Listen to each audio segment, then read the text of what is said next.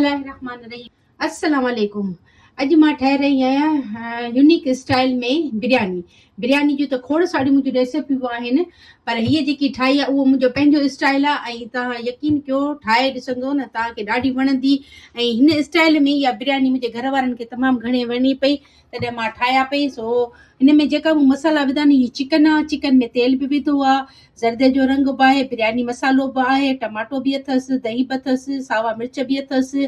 बहरहाल जेका बि मसाला आहिनि सभु मां हिन बिरयानी में चिकन में विझी हिनखे मैरिनेट करे मां 2-3 कलाक रखियो। तव्हां चाहियो त सॼी राति बि रखी सघो था, त अञा वधीक जो चिकन चूसी थींदो। उन खां पोइ हाणे मां ठाहिणु शुरू थी कयां।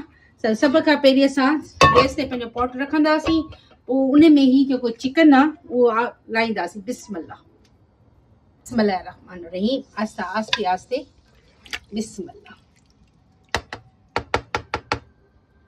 चिकन विधोसीं।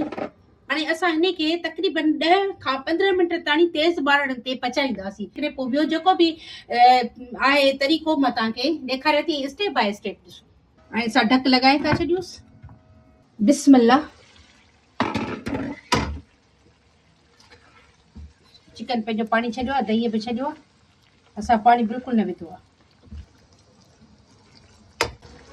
मुर्गी ॻड़ी पई आहे। हाणे असां हिन में विझंदासीं बॉइल आलू, जेके मां बॉइल करे रखिया लूणु ऐं ज़रदे जे रंग सां।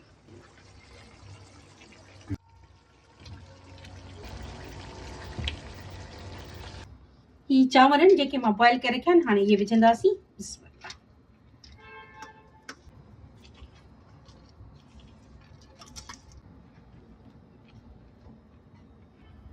हे थोरो फूड कलर आहे जेको असां विझंदासीं। केवड़ा वाटर आहे, चमचो विझंदासीं।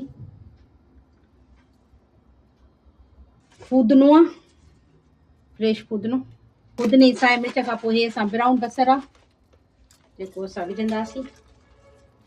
हाणे असां हिन खे तक़रीबन 5 मिंट फुल बाहि ॾींदासीं। पोइ असां हिन खे बिल्कुलु दम वारी बाहि ते रखंदासीं, जेका तव्हां बिरयानी लाइ रखंदा हूंदो। बिस्मिल्लाहिर्रहमानिर्रहीम। ज़बरदस्त।